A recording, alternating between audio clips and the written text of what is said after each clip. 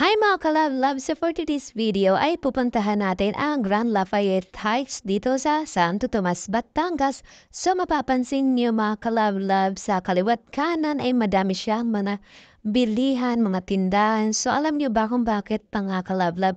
Dahil malapit lang to sa FPIP, sa tipo nakakalam ng FPIP, ay yun po yung mga madami kang pwedeng pagtrabahuhan na company. So malapit po yun dito. Kaya kung kayo ay mapapatira dito ay napakaswerte nyo dahil malapit kayo sa pwede niyong pagtrabahuhan. Then malapit din pala ito mga ka-love sa Star Tollway. Kaya ano pang hinihintay nyo? Pwede din kayong pumunta dito at pumisita. So eto na mga ka-love ang pinaka-main gate. So papasok na tayo. So salamat kay Kuya sa nagbukas ng gate. So tara na! O diba, bungad pa lang. Eh, ang ganda ng lugar. So, makikita nyo guys, ang wala pa siya talagang masyadong mga taong mga nakatira. So, pailan-ilan pa lang. So, dito nga sa areang to ay isa pa nga lang yung nakatira. So, ito yung pinaka bungad niya. Yan. So, kitang-kita niya naman talaga na bagong-bagong subdivision to.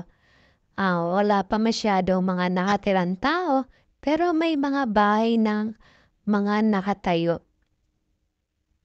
So tara, ikutin na natin.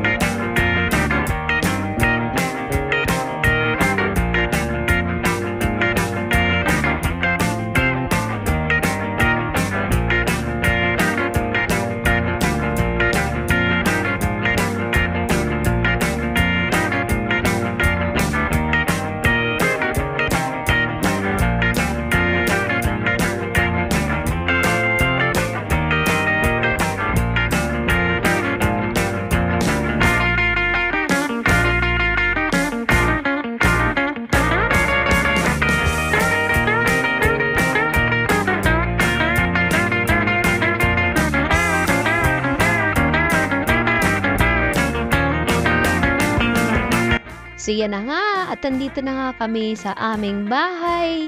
Mga ka-love, so maraming salamat sa panonood ng aking video. And please don't forget to like, share, and subscribe my YouTube channel. Maraming salamat!